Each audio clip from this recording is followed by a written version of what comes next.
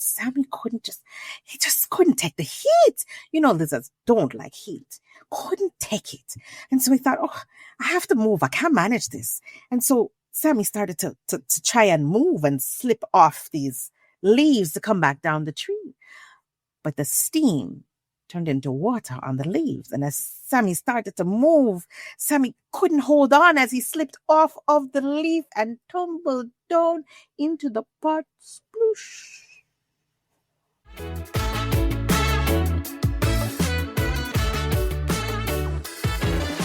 This is the Moorish podcast, where Caribbean history meets culture and cuisine.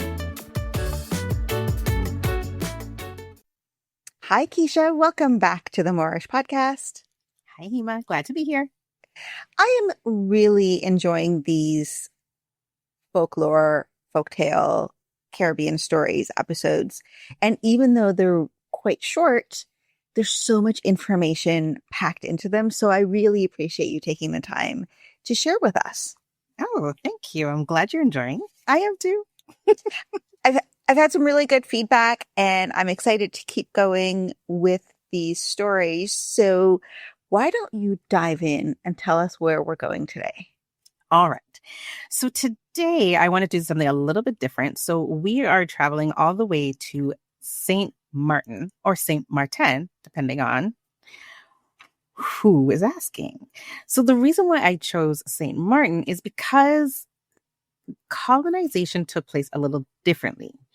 We're familiar with the British taking over majority of the Caribbean islands, but in the case of Sint Maarten, it was the Dutch and the French.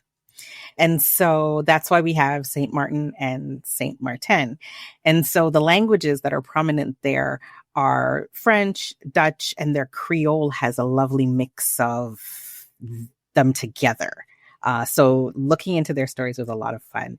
And they have a lot of trickster tales that I love. They do have a lot of Anansi stories, but I found one that it's not really, I want to say it's a trickster story, but not really. It's more of a mishap story. So you said Dutch and French, and the island is currently split. Yeah. Does that mean the story is predominantly Dutch or French, or does it just permeate the island? So what I've noticed is because the culture is a blend of everything, so are the stories. What I did notice is that they are heavy into the spiritual stories. And so the stories about the Duppy and the Sukunya are still prevalent on the island, even though the culture is technically different from the rest of the Caribbean. But where you find the Dutch and French influences are definitely in the language, in their food, and some of their traditions. But by and by, all in all, the makeup of the people is the same. So you've got the African mix, you've got the European, and you've got the indigenous peoples from the island. So you've got the Arawak and the Carib, who were there first. So the mixes are generally the same. It's just their traditions are a little bit different and their language is colorful. Sounds good. Let's dive right in. All right. Now, this is a how and why story. And of course, the how and why stories explain the things that science just can't. And so this is why the ground lizard doesn't sleep in trees anymore. Well, on this beautiful island, there was a small house. Now, it wasn't big. It wasn't teeny tiny, but it was just average. And it was very colorful. And they had all kinds of greenery around it. And in this house lived a blind man and his wife. Now, in their yard, they had, flowers and different kinds of vegetables growing. But their pride and joy was a tall tamarind tree. Now, everything happened under this tamarind tree. They would cook, they would talk, they would do all kinds of things, even hang clothes if that so needed to be. But on this day, ground lizard, we're going to call him Sammy. Sammy had been working all day, walking back and forth and grabbing bugs to eat. And it was starting to get dark and Sammy needed a place to sleep. But Sammy always dug a hole and slept in the ground. But after all of that work and going back and forth and running up and down and catching all those flies, Sammy was tired. Sammy looked and saw, boy, this tree, it looked nice, and I could climb it really quick and find a nice place to sleep. As a matter of fact, he saw a group of leaves gathered together that could just cup him just right. So Sammy scampered up this tree, made a cushy little bed in those leaves, and boy, just like Sammy was asleep. Sammy was dozing, and a gentle snore under the tree.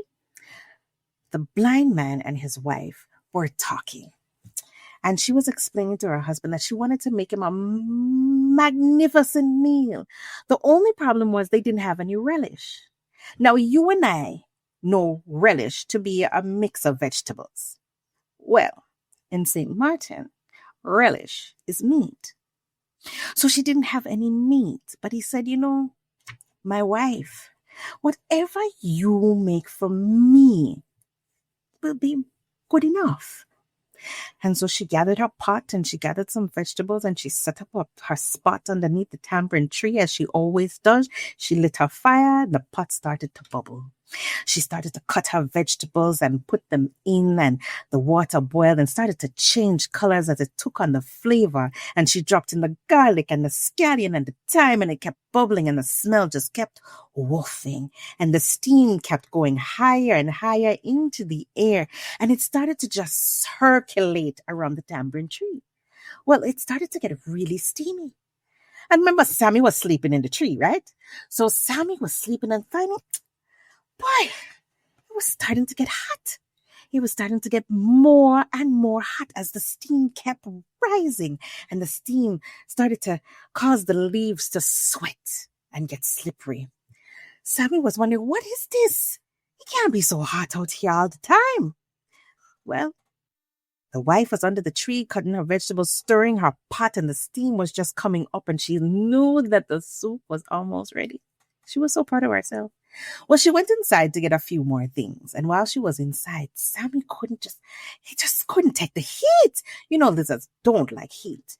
Couldn't take it. And so he thought, I have to move. I can't manage this. And so Sammy started to try and move and slip off these leaves to come back down the tree. But the steam turned into water on the leaves. And as Sammy started to move, Sammy couldn't hold on as he slipped off of the leaf and tumbled down into the pot. Sploosh.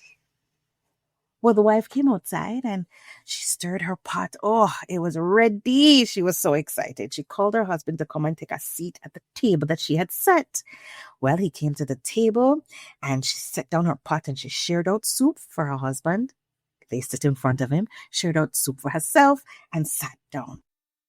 Oh, it smelled so good. Her husband couldn't wait. He started. Oh, it was so good. And she couldn't believe how fast he was eating. He was slurping the soup so much. And he said, I know you said that there was no relish, but whatever you put into this soup, my dear, this is the best soup I've ever had. And she said, relish? There's no relish in the soup. And he was chewing and slurping and chewing and slurping. Man, he licked the plate clean and was looking for more. Well, she looked in her plate and she didn't see any relish in there. She took a sip and the soup did taste good. I mean, it wasn't her finest work, but it was still good. So she looked in the pot and started to stir around the spoon and saw what was left of Sammy. Well, she didn't tell her husband. She gave him more soup and he kept eating. But she couldn't believe what happened. And he kept saying how good it was, but she didn't say a word. Well, while all of this was happening, there was a large lizard perched up on the hen house, looking and seeing everything that was going on, and saw everything that happened to poor Sammy as he fell out of the tree and into the pot. What a way to go. He went and told his grandmother, who told his great-grandmother, who told his grandmother, who told his mother, who told the other person who happened to tell the story to me. That story went up, it came down again, and now the story ends. And that is why they don't sleep in trees anymore. I did not know that relish was the term used in St. Martin or St. Martin. Mhm. That's something very new for me.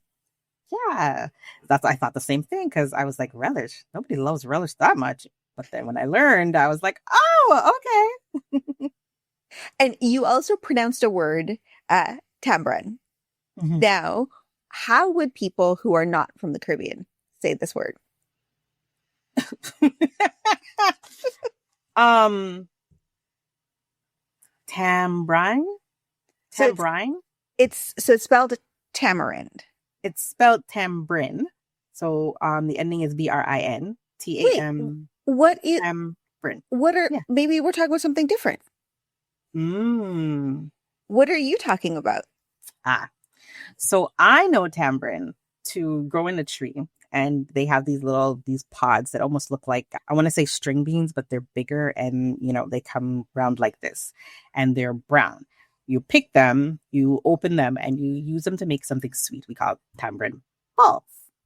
And then we eat them, and they're kind of gooey. They're firm, but when you bite them, they're kind of gooey. Could be spicy, could be sweety, depending on who's making them. So 100% the same thing that I'm talking about. But if you go to buy it in a store here, Mhm. it's spelled tamarind, Tamarind. But as a Trinidadian, as Caribbean, tamarind is the way I've said it my entire life. Same. So that's interesting that the way even you're spelling it is phonetically. Yeah, because it's tambrin. I guess it's probably a plantain Yes. situation. Yes. And so tamarind is used in South Asian cooking. You'll find it as an ingredient because that sourness is what Mhm. is added for if you're making a pad thai sauce, you'll find it there. If you're making a chutney, you'll find it there. I had the most delicious tamarind drink in Puerto Rico that I'd never had before. Yeah. I mean, Jamaica, we have it in drink, jelly, the spicy chutney I think I had from a Guyanese friend or a Trinidadian friend. But so it's used right across the Caribbean differently. And it's got that, and it's definitely satisfy your sweet sour as well as your spicy. So it's an all around type of thing. It is. It is a very delicious flavor. And you mentioned tamarind balls earlier. Oh, that has that sweet, that spicy, that tangy. It does. It does.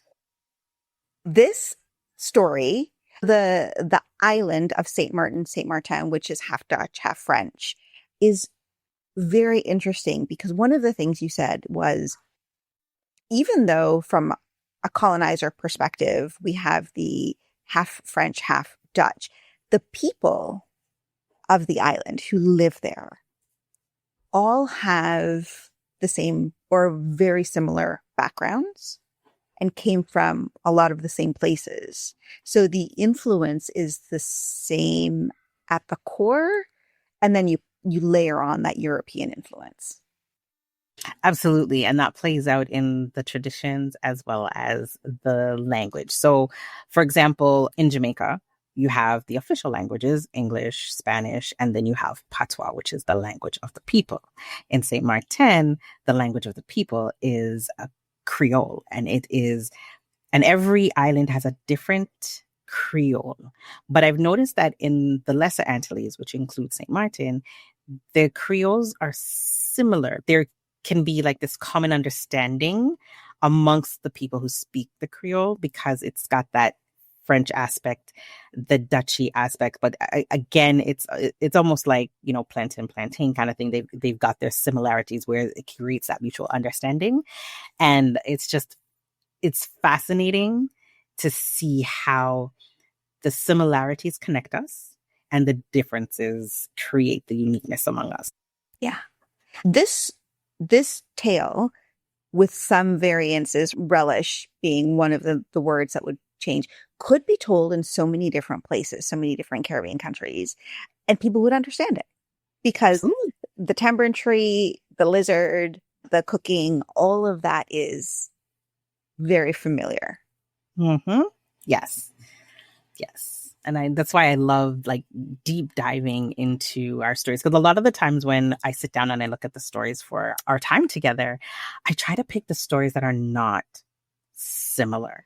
So, like you can tell, you get an Anansi story, but the versions change from island to island. So, there's always a variation. So, I try to pick out the story that's uniquely to the island as opposed to a variation, because there's one story that seems to travel the most or have the most variations. And I think it is monkey liver soup.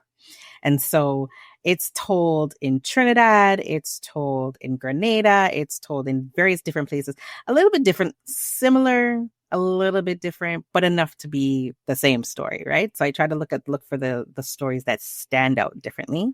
But we've got so many of the same beliefs and similar traditions that these stories can be spoken right across the island, and you're still going to get the laugh, and your punchline is still going to hit the same way because we are one Caribbean.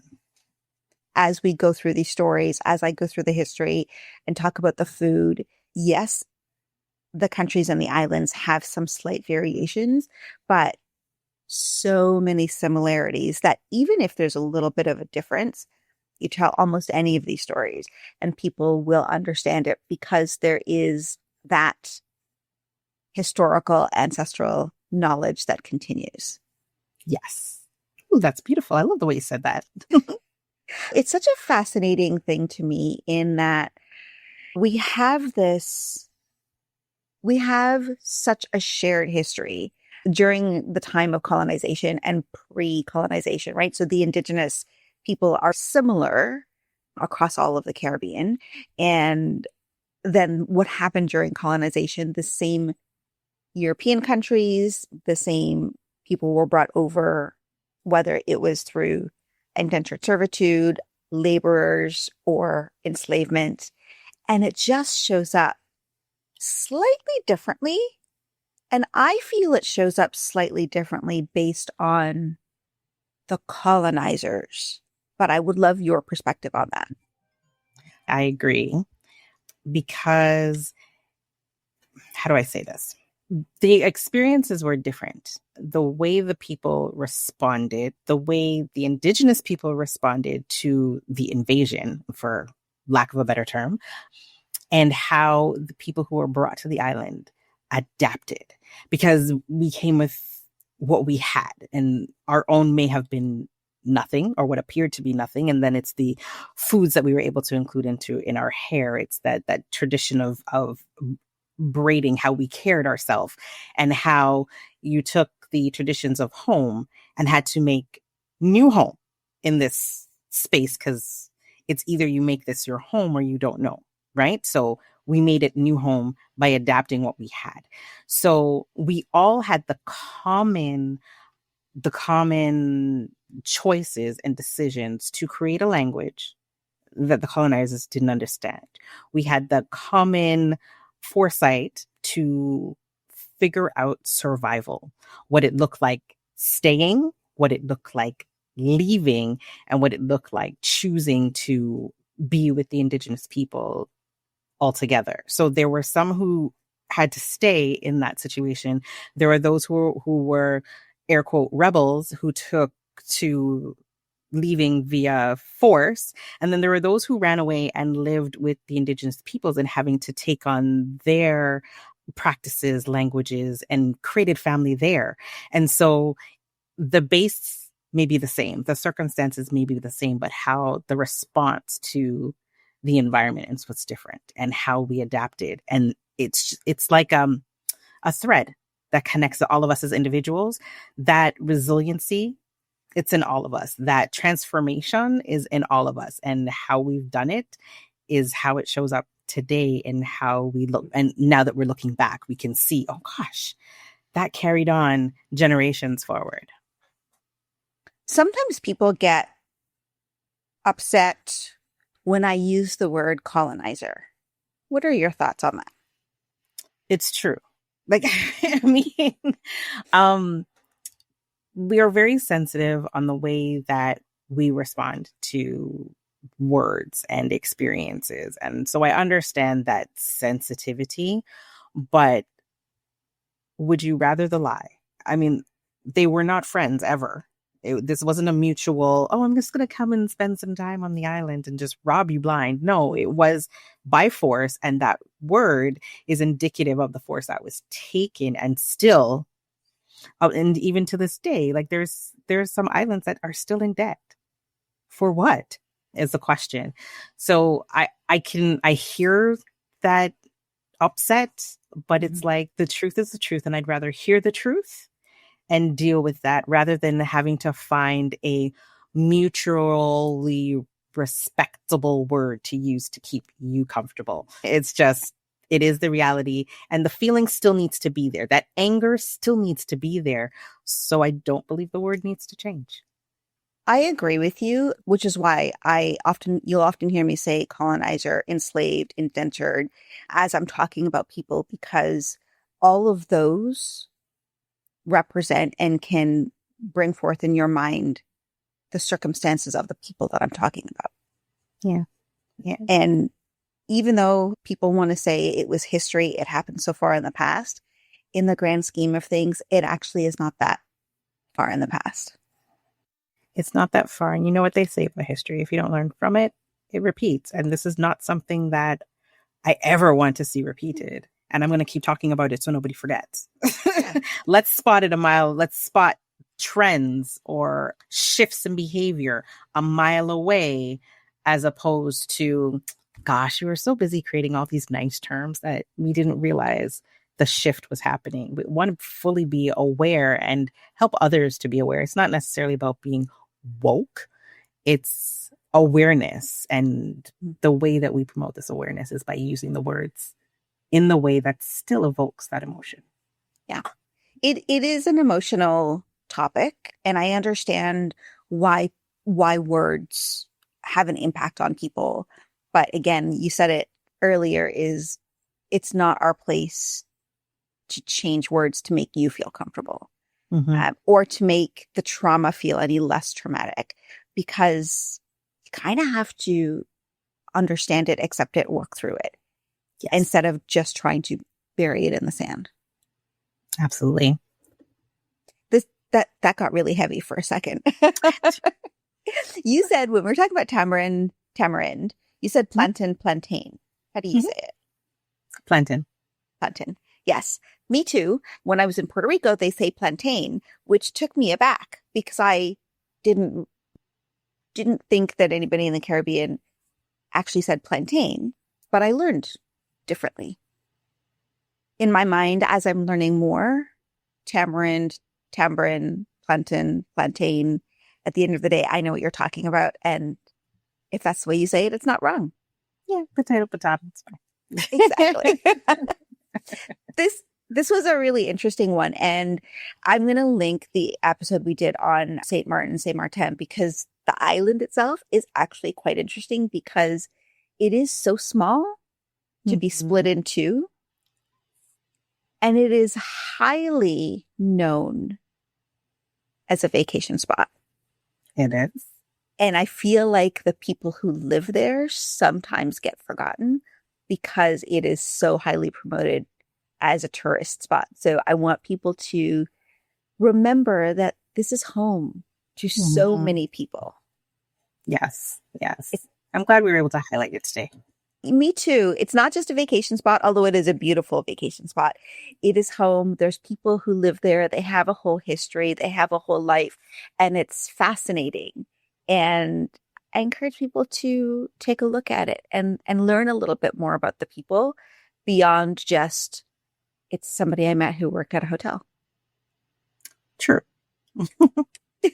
Thank you so much for sharing this story. I can't wait to see where we go next. Da-da-da. Another good one. Thanks for listening to this episode of the Moorish Podcast. Connect with us on Instagram, YouTube, and TikTok at the Moorish Podcast. See you for the next episode.